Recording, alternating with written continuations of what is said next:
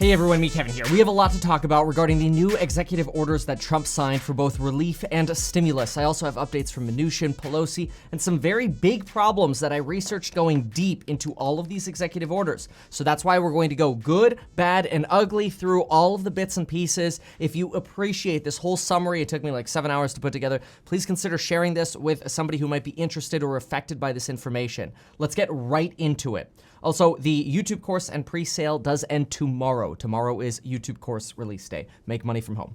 I'm sure by now you've heard of the 4 executive orders that were signed by Donald Trump. However, I'm going to condense everything now into this. Here we go. First, the payroll tax holiday executive order that was introduced and signed by Donald Trump. Here's quickly what it does, then the good, bad, and ugly. This defers the 7.65% employee portion of the payroll taxes on wages or compensation between September 1st to December 31st. The whole retroactive idea back to July, that's disappeared. If you make less than $4,000 for every 2 weeks, you'd be eligible. However, this is a deferral. Deferral means that you still owe it. Now, you will owe it without penalties, interest, or additions to the tax. The executive order then states 2 things. 1, the Treasury Department is to provide more guidance on this in the coming weeks. 2, the Treasury Department will explore options like legislation with Congress in order to get this deferral turned into a permanent waiver or forgiveness. So in other words, to actually make this real, Congress might still have to act. This has led some senators, like Senator Wyden, to call this a false tax cut. That is, it makes you feel like you're getting a tax cut, but you're really not. And there are 2 big problems with this. Number 1, if employers waive the employee's portion of their payroll taxes, and the employees take home an extra $76.50 per $1,000 they make, that's the quick Spark Notes math, all right? $76.50 per $1,000 you make is the extra money you take home. That money is still technically owed to the IRS until Congress forgives this. This means that if you make the maximum amount to be eligible of $104,000, you would save about $2,149 over the next 4 months. If you make half that, around $52,000 per year, you'd save about $1,050 over the next 4 months. That's cool. I mean, that is kind of like getting a little bit of an extra stimulus check, so it's not terrible for some. However, right now it's a deferral and it's not waived. Then employers, because of this, might be worried that, all right, well, look, if I'm a boss, let's say, and I'm going to take money out of my employee's paycheck, then the employee is thinking, okay, cool, I'm taking home $76.50 more in my paycheck because I made $1,000, let's say. But what happens if that payroll tax doesn't get waived? That deferral does not get waived. Well, now the boss has to say, hey, employee, I know I let you take home $76.50 more. Now I'm going to have to take that out of your next paychecks on top of the extra payroll tax that you have to pay every single week. In other words, employers might have to take that money back in the future if that deferral doesn't actually get forgiven. This spells a disaster for 2 reasons. 1, employees are gonna hate that because for now you'll take home a little bit more juice. It's like an adrenaline shot, but then you're gonna feel the crappy side effects later if this doesn't get forgiven. But here's the even worse part. Because of this uncertainty, employers might just say, you know what? We're just not even going to do it until we know it's forgivable. In other words, even though you're technically eligible to take home this extra deferral, your boss might go, I ain't touching it until I know it's forgiven. In other words, you get nothing. So it hasn't done anything. So now let's just be fair here. The good is that if the money gets forgiven, it does provide around $1,000 in extra stimulus or relief money to individuals making around $50,000 per year, and that kind of scales up and down, right? Remember, $76.50 per $1,000 you make. And you have to be employed. You have to be a W-2 employee, and if you're self-employed, well, then you would just pay less when you file your taxes or you do your quarterlies. If you're retired or you're on disability, this doesn't benefit you at all. The bad, we're not sure that employees are going to even do this because of the uncertainty. And the ugly would be the money never gets forgiven because maybe, a different group of senators come in after the election and say, you know what, we're not interested in waiving these amounts. All right, so that's the payroll tax problem. Okay, now let's get on to the good, bad, and ugly on the unemployment executive order. Then we're going to do the good, bad, and ugly on the eviction and foreclosure crisis executive order. And so far, if you've liked this, you think it's simple and easy to follow, please do consider sharing it with somebody who could really benefit from knowing the insights of this. All right, the unemployment boost. On the surface, this looks good. $400 per week as a boost through the end of the year. That sounds good. Initially, we thought it was going to be $600, then Republicans said $200. Hey, this seems like a compromise. $400 per week through the end of the year, right? But as soon as we look under the hood, we have some major problems. A little bit of background, the program requires states contribute 25% of the $400 boost, and states are allowed to use CARES Act money, unused CARES Act money, for their portion. States are also eligible to offer more than $400, but the Fed will pay 75% of whatever it is. So if the states offer $500, then the Fed will kick in $375, and the state's responsible for $125. I mean, this sounds reasonable, right? Like, why would this be bad? Well, there are a few problems. I went through the actual text of this executive order, and I'm not going to read it to you. I'm going to give you the SparkNote version of this. The Homeland Security Disaster Relief Fund, the DRF, has about $70 billion in it. That's for things like hurricanes or disasters that happen, right? This executive order that Trump introduced for unemployment allows the government to raid about $44 to $45 billion from that program for unemployment pay, starting retroactively the week ending August 1st, which means it goes retroactively back to like July 25th, 26th, something around there. As long as we don't have a natural disaster, which ends up having to raid the fund first. So now, literally, this unemployment program, the Boost program, is competing with the Disaster Relief Fund. And the Disaster Relief Fund cannot be dropped below $25 billion left in it. But if we have a natural disaster or hurricane or some kind of crazy issue, now the funding in that pot is actually going to shrink and we'll have less money for the unemployment boost. But let's assume there's no natural disaster. If with about 31 million people claiming unemployment, times about $300 from the Fed, potentially a little bit more, just depends, but for simplicity, we'll go 31 million people times $300 from the Fed, and then we have 44 billion available for that, so 44 billion divided by 31 million times 300 gives us about 4.7 weeks of an unemployment boost, going retroactively to the week ending August 1st. That means we really get the last week of July and all of August. We're barely gonna make it into September. Maybe we'll fall into September a little bit for this unemployment boost to actually last. So on the surface, it's like, oh yay, $400 boost through the end of the year. Oh, but wait, we only have money to fund it barely into September. Congress is technically on recess until September 8th. So all we really did was kick the can down the road by about 30 days. But that's also, when Congress goes back to work, the same time that they're going to have to negotiate a new budget for the government to avoid another budget or government shutdown because of budget negotiations. So literally, Congress is supposed to go back to work, deal with this new crisis of unemployment expiring again, and deal with a new government budget at the same time. This is a little bit of an issue, okay, to say the least. But the problem is this plan also has some new requirements that are going to disproportionately affect some people. To qualify for the new $400 boost, you must qualify for at least $100 per week of unemployment benefits via the PEUC, the PUA, extended benefits, short-term compensation, the TRA, or the SEA. This is different from the prior rules. The prior rules, and I've made spreadsheets and I've shared all of this with you on this channel and exactly how to calculate this. The prior rules were that in order to qualify for the $600 boost, you could literally qualify for $1 of state unemployment or the TRA or whatever, short-term compensation, and you would get the $600 boost in most states. Now, you have to qualify for at least $100. Here's how that cuts people out. If you make $500 per month, which is like making $125 per week, it's not making a lot of money. It's making $500 per month, not per week. Minimum wage, you're probably making somewhere around $350 to $400 per week. I'm talking $500 per month, so somebody making very little money.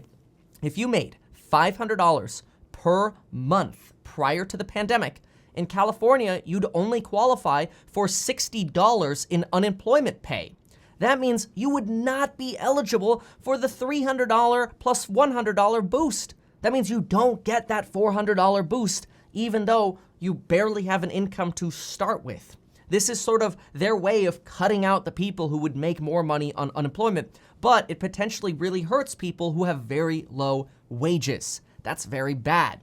The second thing is last time, if you had reduced or partial pay, you were eligible to get unemployment as long as you qualified for a few dollars of pay for the state via having partial unemployment. So like if your hours got cut, we did this all on spreadsheets. If your hours got cut a certain amount and you still qualified for some unemployment support to try to bring you back up to your original pay or a portion of your original pay, you'd qualify for the $600 boost.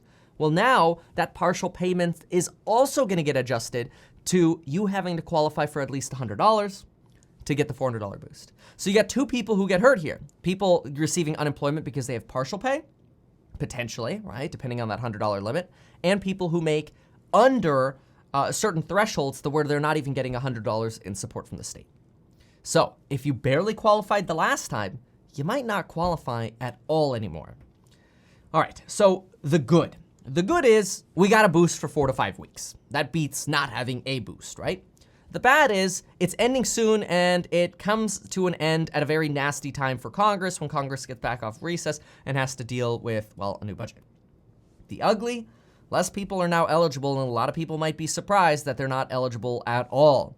And we've really only kicked this problem down the road for another month. All right, now, the eviction and foreclosure problem. I'm sorry, I don't want to come across as telling you what to do, but I really think this is the kind of information, like if you're going to share any of my videos, this is something to really consider. Because this gets funky. Listen to this. The executive order for the eviction and foreclosure crisis reads, "It is the policy of the United States to minimize evictions and foreclosures. The Departments of Health and Human Services and the CDC shall consider whether any measures temporarily halting residential evictions of tenants for failure to pay rent are reasonably necessary to prevent the further spread of COVID-19. Hold on. Wait.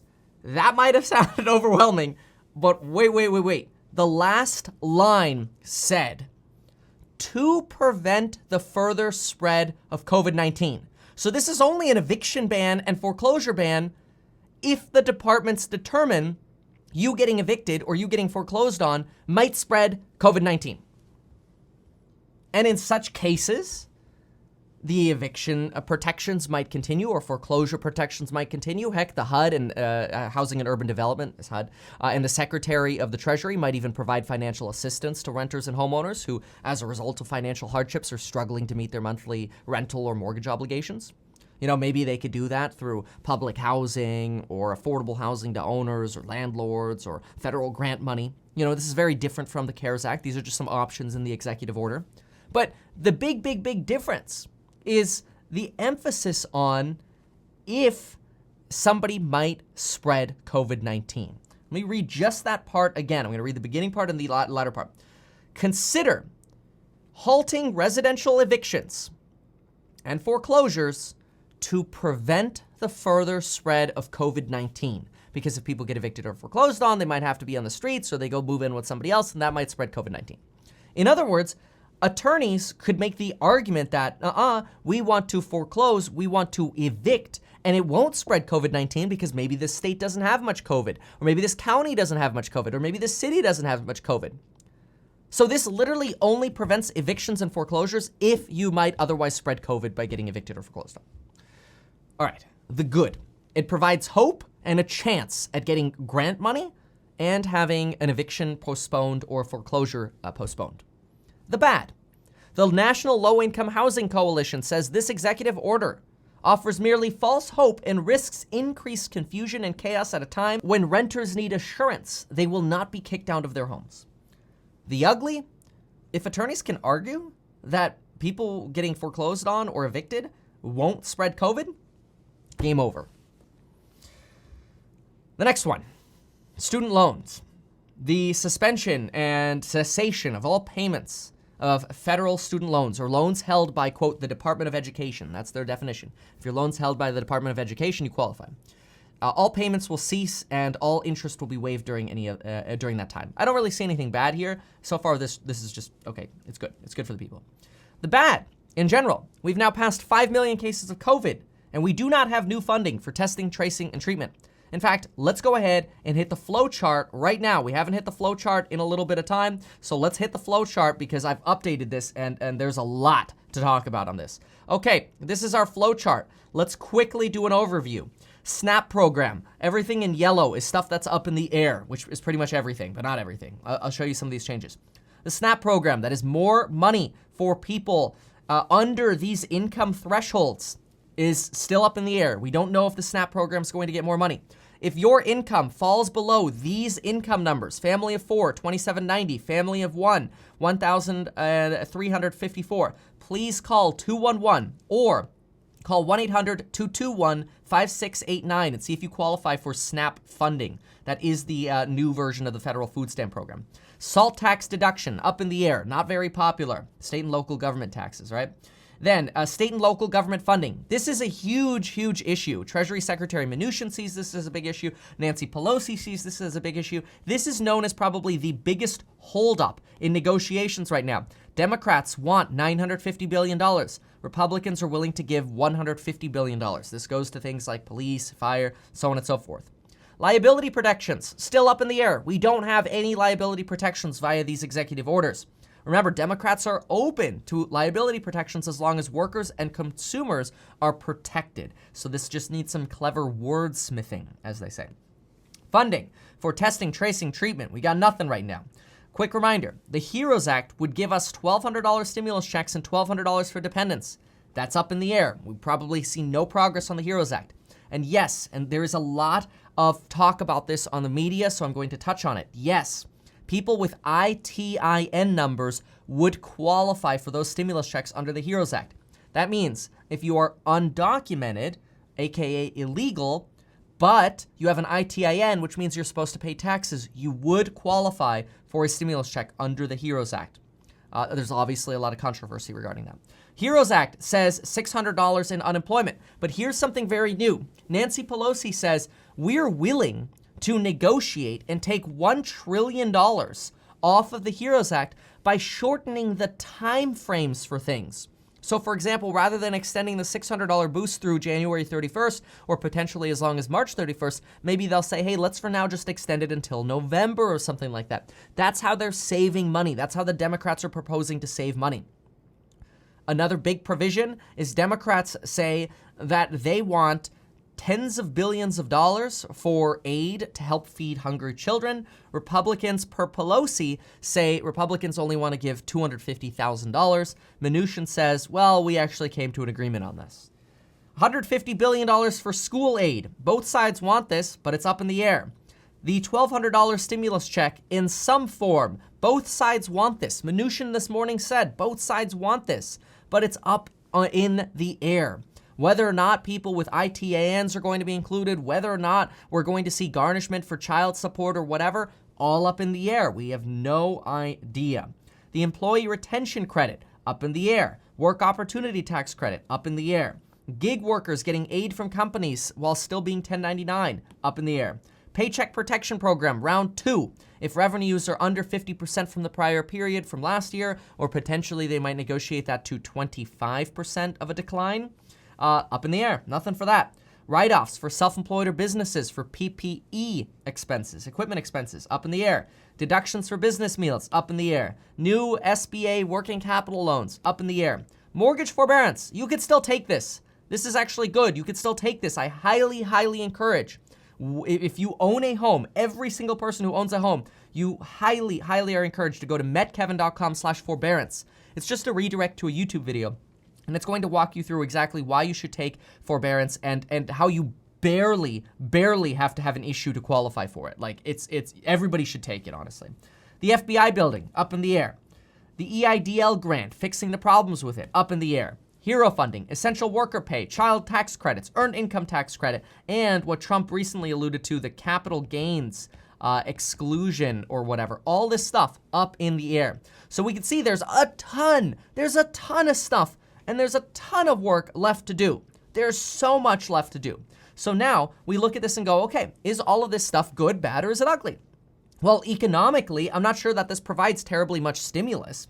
The payroll tax relief is a very small stimulus, if any, given the uncertainty we have right now. And the unemployment boost, yeah, it'll help many for the next 4 to 5 weeks, so that's very good for now. But, you know, maybe is this better than nothing? Maybe. Is this going to hurt negotiations and further prevent a real bill? Possibly.